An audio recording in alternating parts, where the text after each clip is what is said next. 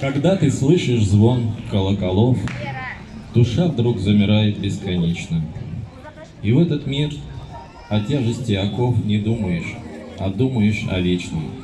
По капельке вливается в тебя душевная, живительная влага. И хочется обнять весь мир, любя, и раствориться в нем другим во благо. А сердце, окрыленное мечтой, но видит твою главную дорогу. Знакомые слова молитвы той, наполненные любовью к людям, к Богу. В дни больших праздников над Россией звучит звон колоколов.